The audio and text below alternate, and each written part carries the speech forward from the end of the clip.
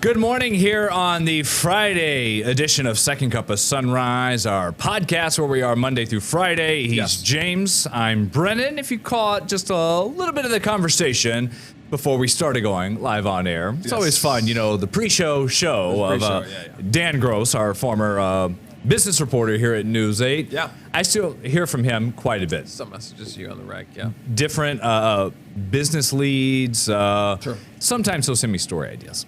But one thing he sends me a lot, and this is a good conversation, is 3 or 4 times a day, I'll get a bunch of tweets, and they're just Instagram posts. And it's nothing topical, timely. They're all NBA related. He's a big ball guy. Basketball, and it is, it'll be like, here's 7 minutes of guys named Jason missing layups in the NBA. Or it's like, the 3 times Ray Allen missed a 3 when it counted. Oh man, that's so Or it's some no-name guy like White Chocolate, Jay Will, like dribbling around doing something. And I see so him random. and like I look and it's funny, but I always I get so far behind sometimes on text messages. And I sometimes say this to you before we do our noon show. I just don't know how some people have so much time to text during the day. Whenever I do, we do our morning show, we do this. By the time I get to the noon show, I look and I'm like, I have 11 or 12 unread messages from multiple people. Right. Do you ever fall in that cycle? There's the quick scan glance, I can handle this later moment, I think, especially when you're doing the morning show, because not only do we do the morning cut-ins from 7 to 9, we do the show, which is just you're focused on the show 100%. That's where all your attention is going. My phone on silent or on work focus. I don't get anything except my wife. She's the only one that can break through the work focus. And then from 7 to 9, we're doing cut-ins, we're updating stories, we're doing this, that, and the other. So it's just a scramble to get. And then it's podcast from 9 to 9:30. You take a quick break. Like, there is no downtime for us. And then it's boom, boom, boom. And then I feel this immense pressure of like trying to catch up. And then with some people, Dan or other friends, like it'll at least be hours till I get back. And then sometimes it's the next day. Have you already passed the point of no return on responding to a text if you get to the next calendar day? So I am pretty good at typing, sorry for the late response. I say it all the time to my emails to people who reach out for interviews. I feel like they expect it. Every time it's like, first off, apologies for the delay. Second off, let's try to line up this segment. Yes. Yeah. And so yesterday I did Cobbles Elementary. Went to school. So that even jams me up even more because I ran out from the podcast to do that. And then I'm back and then I'm like inhaling my salad. And I looked at like my previous sent emails. I sent like 7 emails within a 7-minute time span because I'm just like, okay, thanks. Yeah, see you then. Okay, sounds good. Like, you know what I mean? Responding to things that they didn't need a long-winded response, but I felt I had to respond to these people. Yeah. So it was like, oh my gosh, hey, that's the life of news and weather. Sometimes to catch up on the text messages, I'm just like, ha.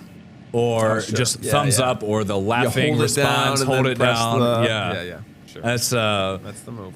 I did that with my mom. Texted Steph and I the other day because we sent her some of Julia's school photos, which I talked about here, and she was like, "I would love some these sizes, like 3 of them," and sent the pictures and say I've already got frames for them. And it was afternoon, like 5 o'clock, 6 o'clock. That's just jam time for us. Sure. And then I realized the next morning, neither of us responded, said anything. So I liked it. It was like 5 something in the morning. I'm sure she might get an alert for it. And I was like, oh, I felt bad about that. But they do all get seen. Yeah. So, you know, sometimes I will, if I send something to Lauren and it's like a text and it's like relatively urgent, I will like my own message so she gets a notification so she responds to it faster. Yeah, I mean, I've done it before. I'm going to start doing that. Yeah. So she gets like, hey, by the way, like nudge, nudge, you need to see this. Can you press and hold down and give a question mark? Oh, that would be helpful. But I think I did like exclamation point. I don't see why not. Yeah. So, but hey, speaking of being busy, shout out to Greece Chamber of Commerce, which is in the building right now. It's a very busy morning here in the newsroom because it's not quiet. You can hear the voices. Yes. I got a heads up. They said, are you doing interviews Friday morning from 9 to 10 o'clock? Right. And they're like, sales is going to have something going on. And I was like, sure. And so whenever I was busy getting stuff, the videos ready for the pod, all the graphics, and getting ready for the noon show, I look up and I see you speaking to like 20 people in the studio. I was and I'm like, I was swamped. who's here? Right. Yeah. So it's the who's who from Greece, different businesses, and the chamber here this morning. One of our engineers, Liz, comes in and she's like, by the way, if you want to avoid the Chamber of Commerce, try to scoot out at 8:30. And I was like, okay. But no, I don't mind schmoozing a little bit. Yeah.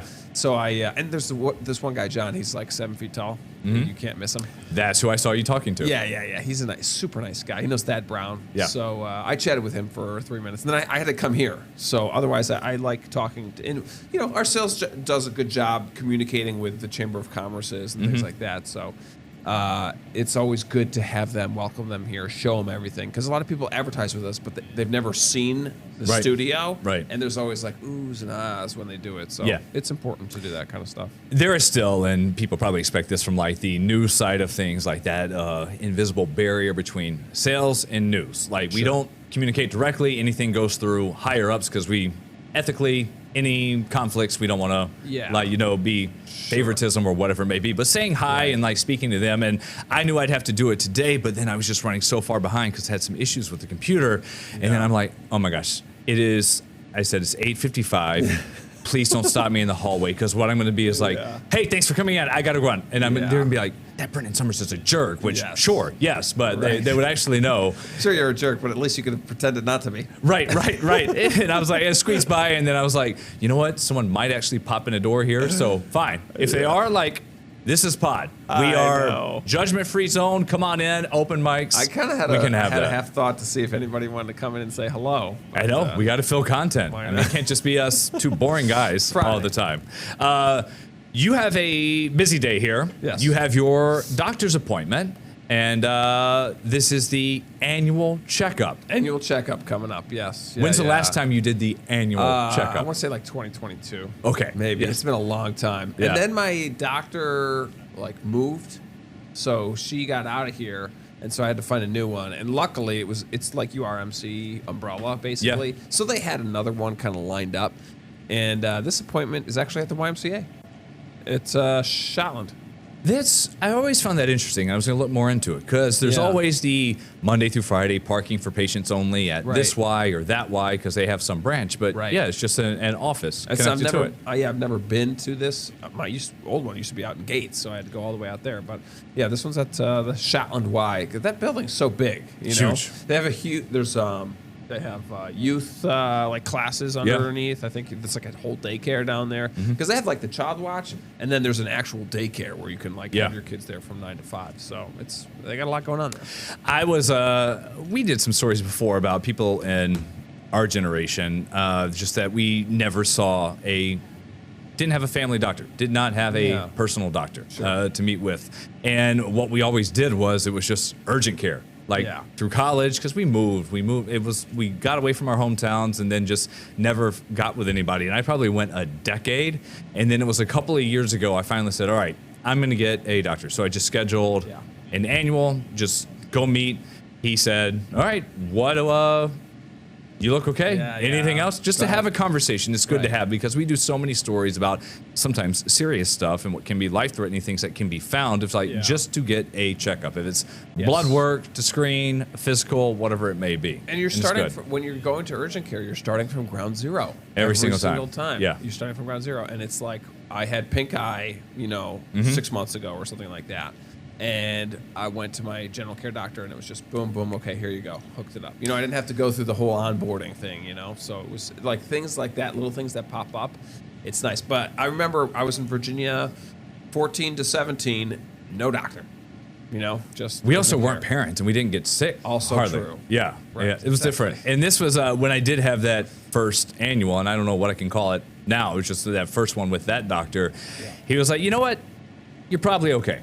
I don't need to see you the next year, but I need to schedule another one, and it's still a couple of months. And the great thing for people like when you do have one, and you do have something going on, you've been battling something for 3 weeks. It seems like I was starting to get something. If you call and they can't see you, you're already in the system. They're like, someone else can you be here in 30 minutes? And come on by, and we'll squeeze you in. We did ask for What's Up Rock. We put it up in our poll. Do you go to yearly checkups? 3-1. So saying you like that. Try to change the other one. I need to schedule mine again and see if I can get in relatively soon. Just to have something. You either do it now or you do it when you're sick. That is true. Right. That is true. It's good to just go ahead and schedule it because it may be a little further out. So that's the start of your weekend. Some of my weekend plans. Yes. I was asking Steph, I was like, what do we have going on? And she's like, I've told you this over and over and over again. You can't ask that question. I'll let you finish your story, but really quick. There's times when I have no idea what's going on, and I know I'm supposed to know what I'm going on, and I'm just sweating bullets, being like, I'm going to pretend that I know what's going to be coming out. Don't say anything, and then if everyone starts like getting ready on Saturday morning, like, okay, we're getting in the car. Let's go, kids. Okay, go ahead. She's like, we have this birthday party, another one. This has got to be 15 on the year. Yeah. Between the two kids, and I'm like, oh, okay, whose is it? And she was like, Brennan. We've been over this. She says the kid's name, and I'm like, who? Yeah. And she's like, from class. And I'm like, ugh. And she's like, this is so-and-so's brother who's friends with Brooklyn. We went to their birthday last year. And I was like, what's their name? And I'm terrible with names for kids and adults. Yeah. And they're like, it was a pirate birthday last summer. I was like, we went to a pirate birthday last summer? She's like, the mask we have around the house? And I was like, honey, I am just... Wow. Yeah, you're blank. Nothing. And she's like, yes, we have that. And I'm like, man, I have no idea. I have no idea. Oh, boy. There's just nothing going on. This happens all the time. Last weekend, she's like, hey, I might have a girls' night and go out and get some drinks and dinner with a friend who lives near us. And she said the name. And I'm like, I'm always like, Jerica? And she's like, no, like Kelly. And I'm like, who? Which one? And she's like, they have these kids. They came to our backyard to have a Friday night one just time. Shouting into your brain. I'm so bad. I've got to be better at paying attention to that. So I'll have that going on, and then we'll get around to watching football. You have no Broncos football, by the way. No Broncos. Yeah, after this, last night. I wanted to stinker. I wanted to pull up some of these headlines because Thursday Night Football, you never know what you're going to get. Yeah. Here it is. When you type it in. Okay. Broncos Raiders, Associated Press, who like to go to. So Broncos defense shines in 10-7 squeaker over Raiders. Yes, despite offensive and special teams some issues. Geno Smith battered by the Denver's defense. 6 sacks. 6 sacks. They had a chance to tie it like 4 minutes ago with a field goal. It was way too close for comfort. I know. But you got to give a shout out to Denver defense. I mean, they won them the game. And I watched the highlights, and there were so many opportunities where the Broncos have a great stop. They set up Denver at like the 50-yard line, and it's a 3-and-out. And the Bo Nix could just not make anything happen. Dropped passes, interceptions, and like this reminded me of the Tim Tebow days of just sputtering offense and could just never make anything work. And then they won the game. And then they came out as winners. I heard an analyst on the radio driving in just talking about the Bo Nix experience. It can be, we're putting up 40 today. We're going to do 4 or 5 touchdowns or something like last night. But you got the defense. Hey, they're so they're game up on everyone else. So they're technically 8-2. Best in the league. Best in the league. Best in the league. It'll probably change as the Bills win this weekend. So they'll be 8-2 once the Bills play. Denver had a bye when they came back from London. One more they game, played. I think, or it's coming up. Yeah. Oh man, good for them. Yeah, Bills Dolphins. So that'll be Sunday. They're still trying to keep pace with the Patriots. The Bills were heavy favorites, so we've got coverage and that of them all over this app and everything. We generally tend to avoid politics, things controversial here, but one of the big stories of the day, and I'm going to pull this up, is that it was long expected, became official this morning, that upstate North Country Congresswoman, the Republican Elise Stefanik, she was going to officially join the race for governor for 2026. These always get leaked. A lot of people had the sources yesterday, and that they're just working on the timing and that it was coming. And I was thinking this morning, what politicians have done so much as of late is it's usually around 6 o'clock in the morning, you get the first campaign video. That's how they announce it. It spreads out. I think when Pence was deciding, like, a White House run, that's how that one came out, is how Biden did his re-election. And when Trump, then when they release videos, a lot of people, it comes out in the morning. On a Friday or just any day? Well, I have to think about that, but at least any day, like in the morning. And this one came out this morning, and then there was a response as well from Governor Hochul, who she's got a primary challenge against her second in command, Antonio Delgado, next summer. We'll have that. So I want to play just a little bit of each video that got released, and here's some of it. I'm going to start with Stefanik. So it was 2.5, but I'll show you. The Empire State has fallen. People are just going crazy over the amount of taxes here. There's no question, New York is facing an affordability crisis. Escape from New York, the tax base has been fleeing the Empire State. Top leaders in New York City say a wave of migrant crime has washed over the city. Foreign gang members terrorizing innocent New Yorkers. Complete disregard for the law. And Kathy Hochul's failed policies are to blame. Worst governor in America. Worst governor in America. Worst governor in America. Kathy Hochul made New York the most unaffordable state in the nation, crushing families with sky-high taxes, unaffordable rent, soaring energy costs, and record-high grocery bills. So that's some of that one, which obviously been in the works for a while. Is there anything like pro Elise Stefanik? And cozied up to a defund the maybe police. The second half. But from the ashes of Here it is. Kathy There we go. Hochul's failed policies, New York will rise, like we always do. The spirit of the Empire State cannot be broken. When does she switch? When does she say, now vote for me because I'll do X, Y, and Z? Is what Let's I see. wonder. So we'll go to the final All 15 businesses seconds. to not just survive, but thrive. There we go. Elise Stefanik will clean up Kathy Hochul's catastrophe and restore New York's greatness. Elise Stefanik for governor. It's time to save New York. So there's that one. And then immediately, so that came out 3 hours ago. This one was 3 hours ago from Team Hochul from the campaign, referring to Stefanik, as you see in the tweet here, a sellout. And here's part of that video. Meet Elise Stefanik. The greatest president in the history of our country, President Donald J. Trump. She's Donald Trump's top ally in Congress. I'm proud to be one of his top allies on Capitol Hill. This goes back to fighting against the witch hunt impeachment. It goes back to being the first member of Congress who endorsed him. Now Elise Stefanik is running for governor of New York to do what she's always done, put Trump first. She is phenomenal. She is a friend of mine. Phenomenal at putting Trump ahead of you. Like when she proudly cast the deciding vote to pass Trump's agenda that rips healthcare away from 1.5 million New Yorkers. There's the start of that one. Yeah. And we'll go to the end. So this is the final 15 seconds as well from the Hochul campaign. Elise Stefanik, she'll always put Donald Trump ahead of you. Still pretty attacky. That one, yeah, more so. Didn't really get back to why we should. So, politics totally aside, we're not rooting for one or the other. Right. I do think the strategy that they're going after is interesting because, obviously Trump won the presidency, right? Mm-hmm. He did pretty well in New York when you look at the numbers.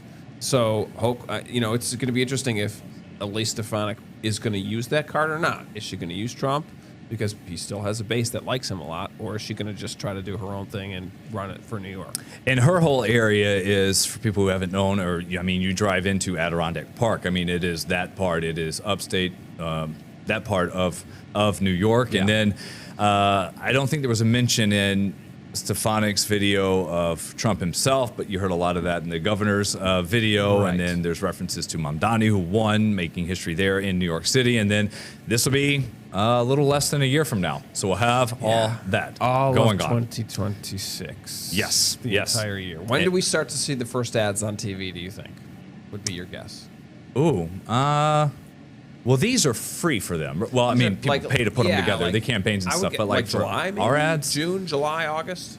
Like when we start seeing them on TV. Well, the primary would have to be in June for Hochul. There won't be a Republican primary. I don't know, next year. Yeah. January? We'll have to see. It is just, 3 people already, including the lieutenant governor. Hochul will probably run ads before the primary. Right? She's got to win that one first. We'll see. And it was just, whenever I immediately checked online the emails that came through, I was just like, everyone knew it was coming. It was just like, what time? And as soon as someone saw it, it became official. It was all the pre-written responses, like boom, boom, boom, boom, boom, all over the inbox. We'll have that covered there today, but just wanted to share because it was a big, big story, like the story so far this morning. We got more to talk about here Coming up this weekend, there's another big day. I want to talk about fried chicken sandwiches. Ooh. And the best toppings, how you make them, got that going on. And then also, one thing we always get asked about here with our shifts, sleep routines. Oh, yeah. And some help with the so-called second wind, they say. That's coming up.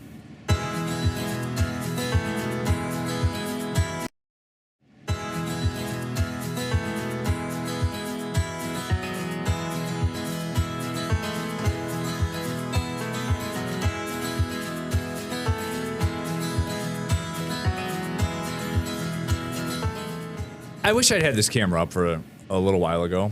So there was a visitor. So what's funny is when we do this show, and people probably have this everywhere. Anytime a sign on a door says "Do not open," what do people do? You open it. Here we have in our station, there is a door. We come in here. It's not locked, but it says live. And there's a button. You push it. It's neon. It's pink. It says live right in the hallway.